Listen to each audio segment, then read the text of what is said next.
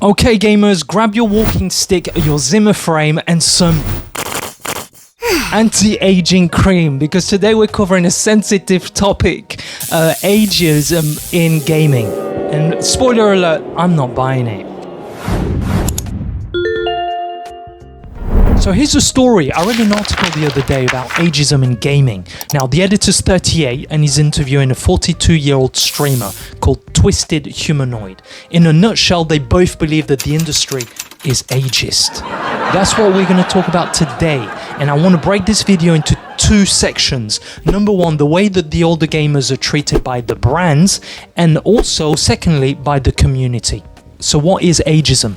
Prejudice or discrimination on the grounds of a person's age. And I'm sure we can all agree that any form of discrimination is wrong. So she says, when you look at PR campaigns, the majority of them go to younger content creators. And I guess it's because they're trying to appeal to a younger audience, to go back to the moms and dads to say, can you get me this game? Younger audiences tend to be the ones that are most glued to their screen. So brands are obviously going to focus on that demographic, right? Makes sense. So I don't see how that's a conspiracy. I think that's just basic marketing. You go where the attention is. If I'm selling a product, fidget spinners, and I know that my number one clientele is 14-year-olds, for example, I'm going to find an influencer that's got access to a big audience of 14-year-olds, and I'm going to put my money there into that content creator. I'm not going to go and aim for a 40-year-old whose audience is 30s, 40s, 50s, for example, and they're not buyers of fidget spinners. Does that make sense? But there's another thing as well. Remember, not all gamers are school kids without any spending power. 36% of all gamers in the US are 18 to 34 years old. And 76% of total US gamers are 18 years old and over. Oh, word? So the idea that older gamers are hiding in the shadows, too scared to admit that they're playing games, to me that's a bit ridiculous. Not all gamers are kids begging money and daddy to buy them games. She also says, I feel like I'm better to work with now because I have the experience. I work with Sony and Microsoft and Nokia and all these really big brands, and I'm well placed to work with them as I'm experienced and professional. So I feel like I'm having to hustle harder than I did 10 to 12 years ago. Let's be honest though, all of us are hustling harder than we were 10 to 12 years ago. We all are, whatever the industry or the job is. We were working harder. These gaming brands really couldn't care less if you've worked with, big names in the past. They don't care. How many sets of eyeballs are on your content? It's all about the numbers with brands. How can that attention on your content lead to sales for them?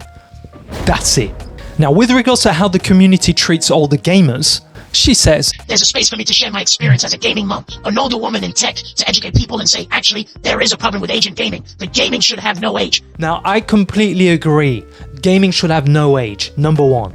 And also, sharing experiences in your story is what sets you apart. It makes you real. That's what sets you apart online. But the idea that there's a problem with age in gaming feels a bit overblown for me. There are many successful older streamers. You've got Shirley Curry, 83 years old, nearly 2 million YouTube subscribers. Hamako Mori, 90 years old, 270k subscribers.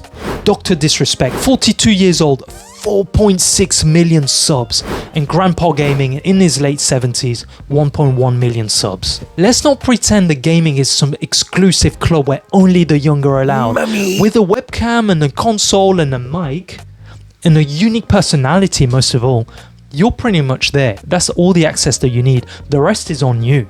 And also, if I come back from work, right, and I'm sit down and I'm playing games or I'm watching a stream, I'll be honest, the last thing that I want to talk about is what's wrong with society nowadays. I'm using gaming as my ultimate escape. Oh, he's trying to escape. I don't want to be talking about racism and sexism and ageism. Just for the next hour, let me escape, let me chill, let me get away from all the problems in the world. That's why I game.